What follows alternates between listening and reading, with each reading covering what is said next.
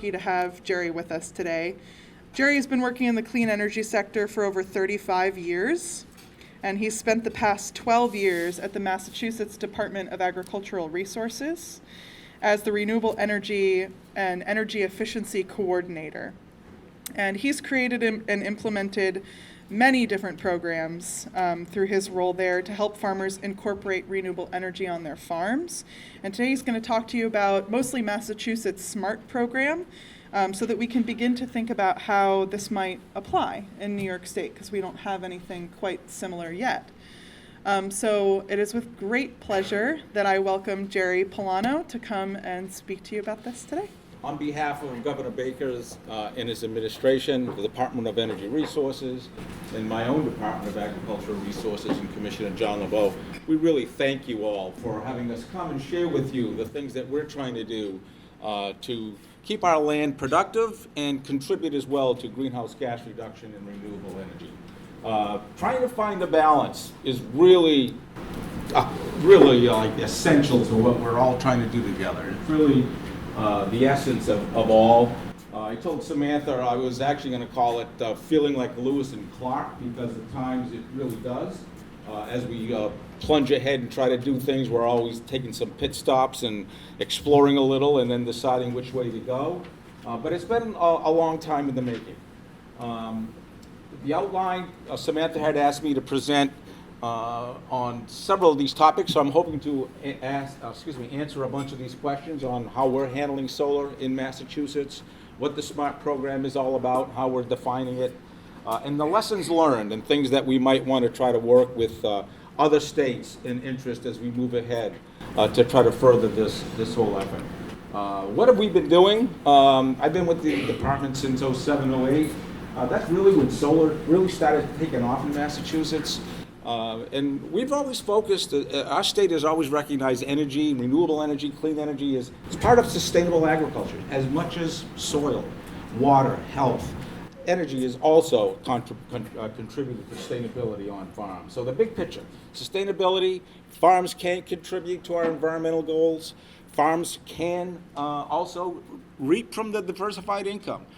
Our state is much smaller than New York State in terms of farm size, for sure. Both in number and acreage. And diversified income does help the ups and downs on a small farm. At the same time, we've got the other side. So we've got the good side of compliments, and we've got the downside of complaints. I don't want to say that's the bad side, but we do need to address people's concerns about how much land we are taking up with renewable energy. One of the reasons why we've tried to go ahead with what we're doing is we know that there's opportunities, and at the same time there's concerns about how much productive land we have and what we're doing. So how we've been working with them, small scale stuff, pretty straightforward.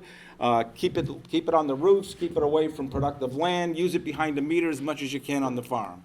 The large scale systems are the ones that are the more challenging.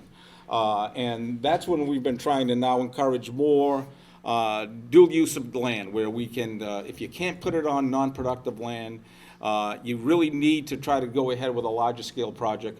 What can we do to keep that land in production in combination with a solar project? So that's been a major effort going forward. What started this all off, like I said, was back in 08, 09, Governor Patrick had turned a grant program into a rebate program. And numbers of megawatts went in across the state, including on open space for the first time. And that really rang the bell, where phone calls started coming into our office from farms who are interested in doing something, not necessarily wanting to give up their land. And as I said, complaints, because people started seeing some really nice farmland. Our Pioneer Valley up in Massachusetts is like the Napa Valley for our state, a lot of prime farmland. And when people started seeing that land being covered up wall-to-wall carpet, so to speak, it was like, well, what are you guys doing? How can you let this happen? And we met multiple agencies, really trying to see what authority do we have. And it comes to find out we don't really have a lot of authority. It's really a landowner's decision for the most part. State land, yes. Protected land, yes. We can be part of the discussion. But other than that, not much else. The state at the same time began furthering this rebate program into what was called a renewable energy credit program, an environmental program, SREX 1 and SREX 2, where ultimately over 1,600 megawatts have gone in. SREC 1 was, let's keep it going, didn't really pay attention much to location, size, et cetera. SREC 2 tried to learn from SREC 1, where we started putting factors on things, trying to drive projects towards where we wanted them and away from where they were being put a lot. First attempt at trying to drive incentives towards land use. And agriculture was part of both small and large-scale projects. So SREX evolved from a kind of agnostic to something that said, you know, we probably can't say yes and no, but we can at least try to incentivize to where we would like it. And there's a distinct revenue stream for SREX with net metering, I just wanted to say. But over 1,600 megawatts of SREX 1 and 2 did go in. Then came SMART. SMART came about from Governor Baker, our new administration's act relative to solar in the spring of 2016, where he mandated that the Department of Energy Resources keep this thing going. And it was a lot of feedback from developers and other just constituents of the state that wanted to see us maintain our energy and environmental goals. So create a new program, SMART being the acronym for Solar Massachusetts Renewable Target. Let's do another 1,600 megawatts. And it was created to create a diversity of project types, and its main mission is to drive it away from these green spaces and lands that weren't zoned industrially and commercially, because that's where we saw a lot of the projects going in the first place. So again, it's a Lewis and Clark. We move along, we learn from what's going in, how can we control it better, and where can we drive these projects to where we actually want them. And this program is different from the previous program of SREX in that it combines environmental credits and energy into one incentive. That's a tidbit of info. But it was the first time that we actually got an offering of an incentive to dual-use land with solar. We almost got it into SREX 2, and this is the first time we actually got it. And if I can make a contribution to David Marley and his concept. Son Jake sitting here in the crowd. David was a construction person out in Western Mass, out in Belchertown, who loved farms. He called me once and said, I want to do solar, Gerry, but I don't want to take farmland. Is there a way we can try to do two? And ended up ultimately teaming up with Berkshire Management Company, and Mike Lehan is here, with UMass. And UMass Amherst, and that trio created a little cooperative partnership where this project went in with a number of grants and incentives from across the state and other nonprofits, et cetera. Not a large project, but it was really trying to show them and demonstrate that, you know what, let's see if we can do what David's thinking. Can we do both? Can we get these panels in a way where we can get equipment under them, where we can grow crops and maintain our production? So the intent, the original intent, keep the ag land productive. Don't take it away. We kind of respect the fact that some farms want to carve out 25, 30, 40 acres, put the conventional low to the ground. It'll be protected, not going to use it for development. That's a good thing. But in a state like ours, that's taken away from our local food production. We had our first food plan in 30 years, 2 years ago. And it's surprising how little food we actually contribute from our own state. We want to get that up. We want to get that up to 20, 30, 40%. And we can do it with both if we think about it clearly and define some good metrics to do that. So prime and even non-prime good productive land is being covered up for 25 years. Let's see if we can take it to the next level. Let's see if we can offer farms and developers an option where we can now, let's do both. Let's see if we can make this happen for both. We've got 500,000 acres, a third of it's forest. And again, covering up any of that balance takes away from our local food movement. I want to say, I would think New York has the same local food movement excitement that we do. We've got incredible desire of keeping local food. Farmers markets, it's incredible how many people end up going to these weekly and annual events now. And our first food plan, as I mentioned. And then came SMART. Now, I'm going to quickly do an apology. I'm going to show a lot of slides. I'm not going to go over all of them. I've got them there because I know that you can go get them later and retrieve them and go into more detail. So I'm going to skim over some of the more detail, and my slides do get a little wordy or verbose, but I was really meant to just have you go back after and I'll skim over them. But the Agricultural Solar Tariff Generation Unit is what the ultimate acronym was for dual use. And two primary sections, the regs and the guidelines, which were once combined. And we were able to get the guidelines separate so that we can, as a group, do a lot more modifications as we learn and grow as we move along, instead of having going back and file new regulations periodically, which was a good thing. And then the regs is like five major sections, definitions, the land use categories as to how these incentives are defined, the performance standards, the special provisions, which really is the heart of the regulations, defining on what we're trying to accomplish and look for designs, et cetera, and then the incentives themselves, and then the guidelines. So by definition, we have a pretty basic and simple definition. We want an ag solar tariff generation unit to keep land productive underneath it, continuous for the life of the system. Every square foot. I've definitely had criticism that you can't keep every square foot, but we want as much as we can. So our strive is to do every square foot. If we didn't say every square foot, we'd be having low to the ground, rows spread apart, and it's like, well, why spread them apart? You might as well just keep them together. So let's see if we can try to use every square foot possible. We know it may not be achievable, but it's the goal. And it's for land and agricultural use, which we define as our Chapter 61A land. Chapter 61A land is land that can be assessed at a lower value than commercial or industrial as it otherwise would be, so it is a lower rate, and a lot of farms are in that program. And prime land, which I think all of you know, as defined by USDA. So those are the two categories that we've labeled for requiring an ag solar tariff generation unit. The regs themselves have land and siting criteria, three different categories of land use. Category one is either ag or non-ag. You're ag if you are that definition, if you're located on land and land use or prime.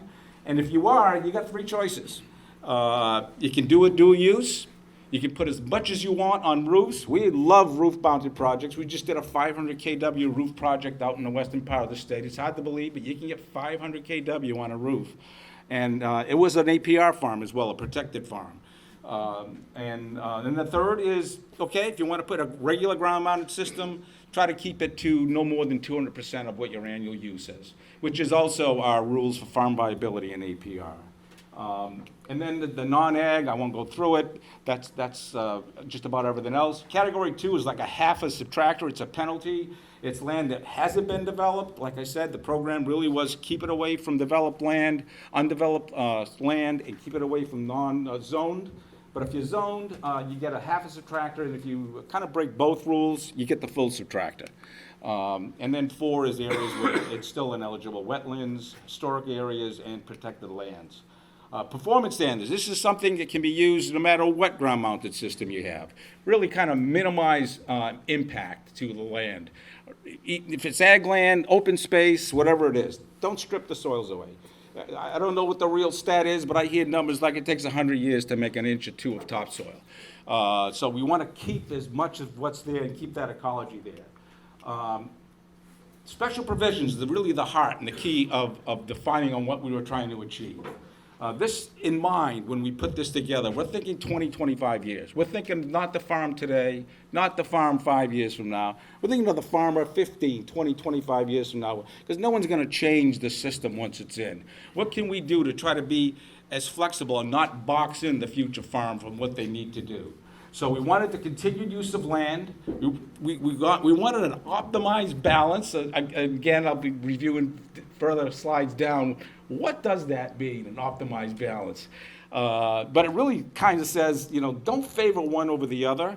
Although as some of the developers in the crowd will speak to, if we had our druthers, we'd be favoring more ag and less solar to make sure we get a guarantee of good agriculture. But it is a balance. It's an optimized balance we're trying to shoot for.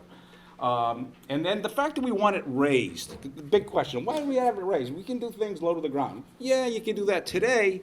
Are you going to be able to tell that to a farmer 5 years from now or 10 years from now? You're going to box someone in and not give them the flexibility to farm in a variety of ways 10, 15 years down the road. Number 4, really key. This is where the collaboration happens between the developers and the farmers and the UMass agronomy team and extension, trying to upfront understand if the design is going to meet some of these sunlight conditions for the particular crop that's being grown. 5 is an annual reporting.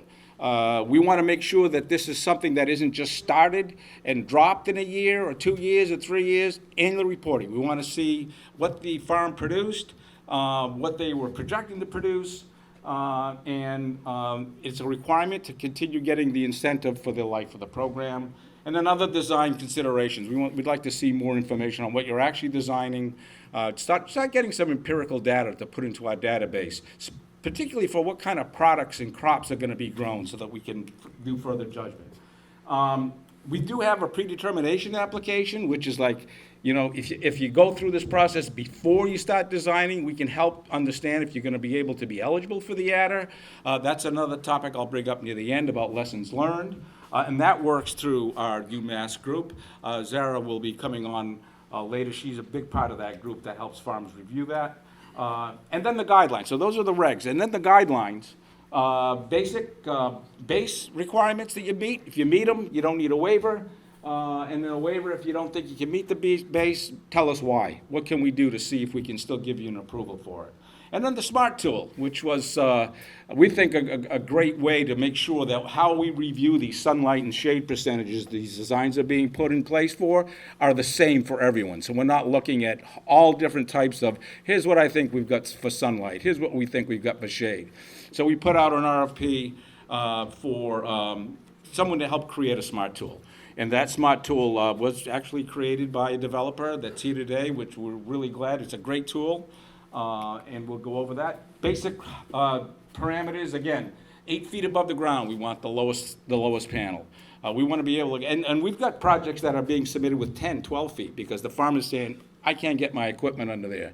So we want to make sure equipment, all kinds of other necessities, whether it's irrigation, soil amendments, et cetera, applied, weeding, can be performed. 2, the maximum reduction in sunlight as a base. We strive for trying to make sure it doesn't go below 50%. This is just a guideline. It's not the bare minimum. It's something that, it's not just the minimum. It's something that can be changed according to what the farmer wants or what type of crops might require higher percentages of sunlight. The growing season, we did our best to estimate what the best impact was for growing, where that shading analysis was used. We didn't think real early in the morning and real late in the afternoon was a fair judgment of the shading at those low angles, as well as we are led to believe that the sunlight is more direct and more productive for crops during those hours. And the maximum size. Another lesson learned. We wanted to walk before we ran. The program allows 5 megawatt projects. We wanted 1 megawatt. We wanted to say, let's put some small ones in, different crops, different types of projects, get empirical data, see how everything's going. And then in the end, we got comments on those, so we went up to 2 megawatts. So we were looking for 2 megawatts.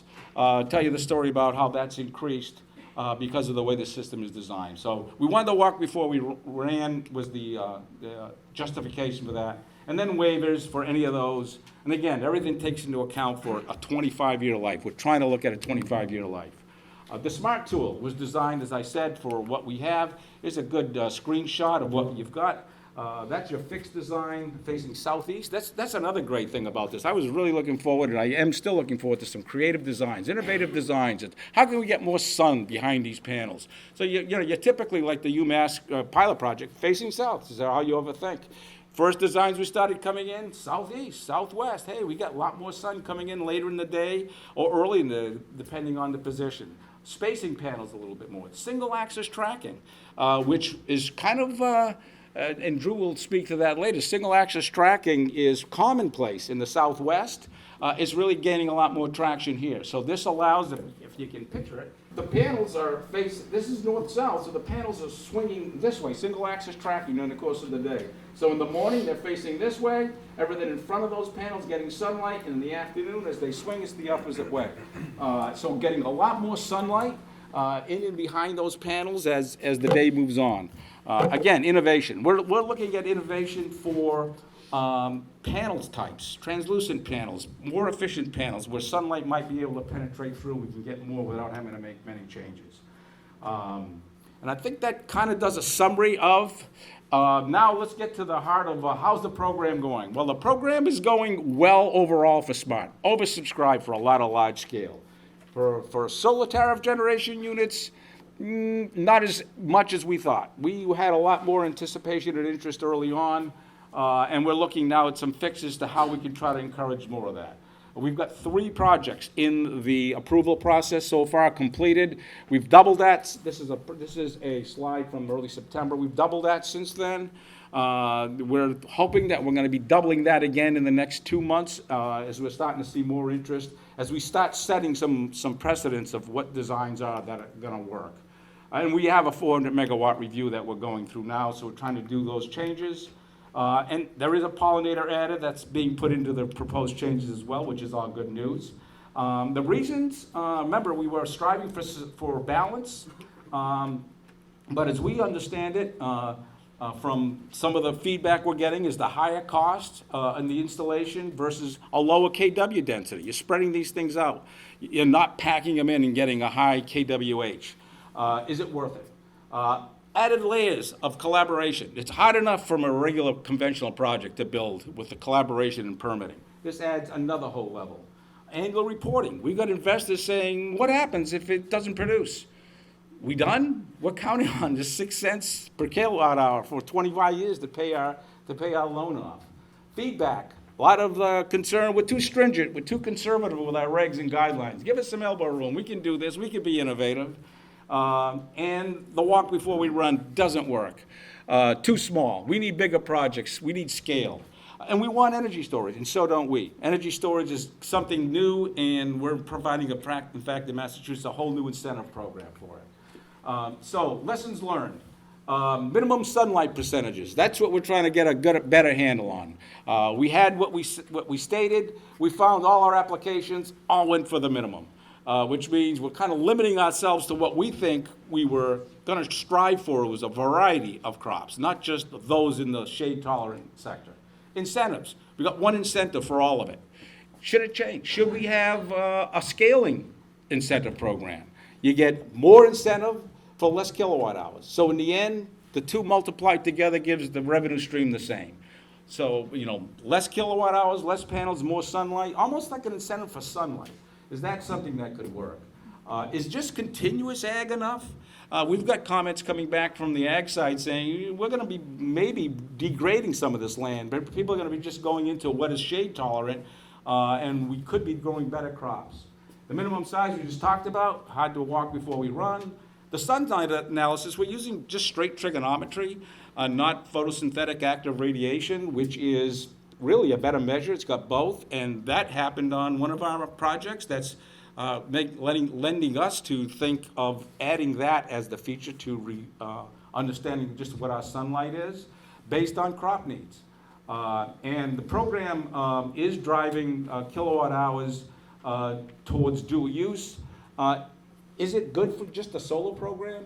Should this be in more of an environmental program, more overarching, where we're looking for land and crops in agriculture more than kilowatt hours? Is there another program where this might be a better fit in your state?